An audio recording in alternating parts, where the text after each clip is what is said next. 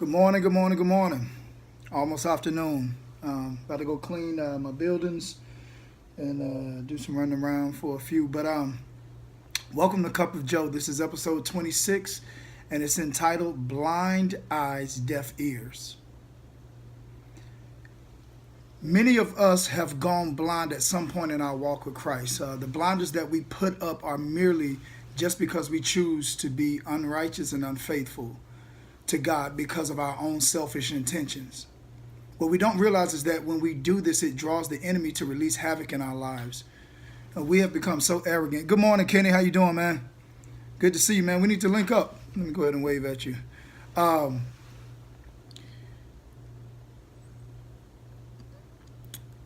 we don't realize is that when we do this, it draws the enemy to release havoc in our lives.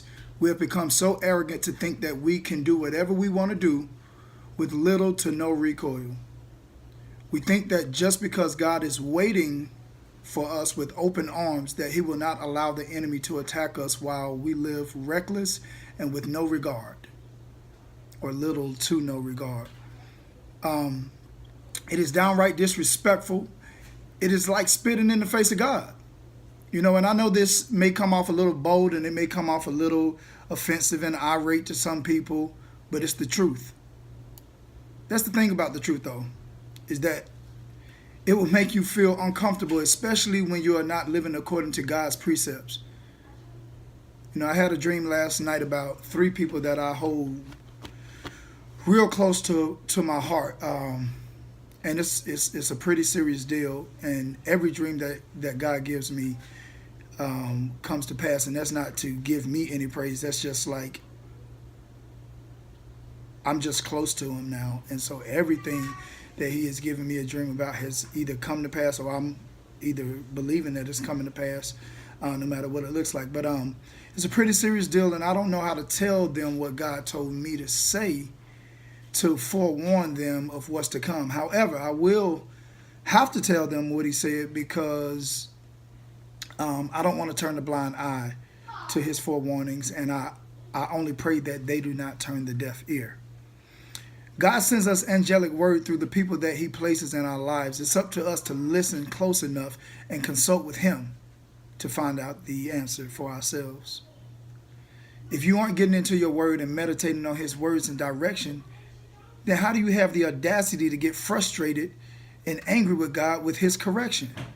The Bible says that God's word will not come back void. So having said that, when we're going through battles in life, it is a result of our own stubbornness and not listening to the voice of God prior to the storm. The Bible speaks on the blind and deaf several times in both the physical aspect and the spiritual. But one thing we must realize is that every time that the blind and deaf is spoken about in the Bible, whether it is physical or spiritual, is that a miracle, a restoration, a healing had to take place. Blind eyes and deaf ears in the physical were healed throughout the Bible as evidence of God's healing and miraculous power. Isaiah 42:16 says, I will lead the blind by ways they have not known. Along unfamiliar paths I will guide them. I will turn the darkness into light before them and make the rough places smooth. These are things I will do. I will not forsake them. And what Jesus is saying here is like, I'm going to just read it again. I will lead the blind by ways they have not known. Many of us know or have known somebody that was physically blind. And he's talking physical or spiritual in this. And they go about paths usually pretty easy that they're familiar with. However, when they come into unfamiliar paths, then it's a little more difficult for them to navigate through those paths. But then God said, I will turn darkness into light. So the darkness is when your eyes are closed, or when something's over your eyes. You may have a veil over your eyes in your life. And he's going to bring forth the light so that you can see. That's in the spiritual and the physical as well. He's going to make the rough places smooth, so when you touch it, you cannot identify where you're at unless you can see. And then he said, these are the things that I would do. This is the confirmation that he gave. I will not forsake them. I will not leave them. I will not turn my back on them. You know, is that spiritual? Is it physical? That's a question that I'm posing today. But the answer I'm going to give is, what difference does it make? Let's not get caught up in the specifics and miss the message that God is trying to tell us today. God is the God of physical and spiritual anyway, and they work hand in hand. If you begin to make corrections in the spiritual, the physical will follow in pursuit. It has to. It has no choice but to. If you're led by the Spirit, your physical has no choice. Your physical bows down to your spiritual man. Get your spiritual right, and your physical is going to follow. Open your eyes and ears to the word, and it will show and direct your path. Isaiah 43:8 says, and I'm reading from the NIV, lead out those who have eyes but are blind.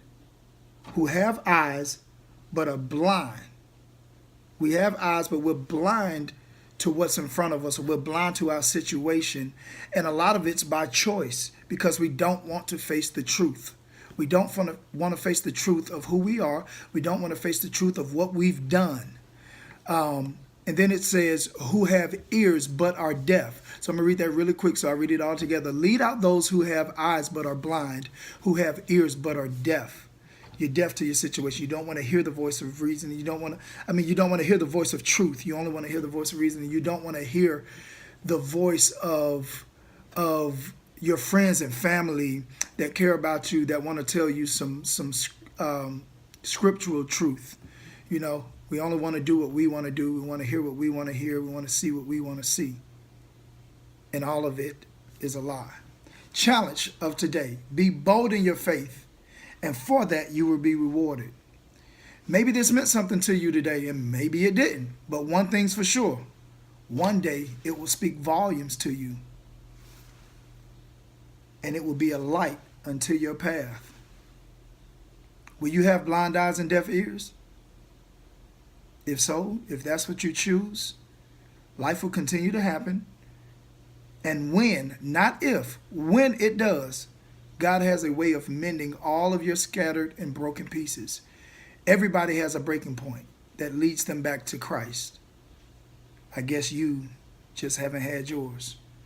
That's been Cup of Joe this morning, episode 26. Remember to share these videos, subscribe to the YouTube channel, and the link is in the bio. Look up. And also share these videos as much as possible. Let somebody else get this word. Maybe it's for them. Maybe it's not for you. Maybe it is for you. But I think that everybody can take a nugget out of every one of these lessons. God doesn't give me these lessons just for myself, although they speak many, many volumes into my life. But I believe it's for somebody else. I pray that you all have a great day. Happy MLK Day. And know that God is for you and not against you. And so it's Cup of Joe. Have a good one. Love you. Bye-bye.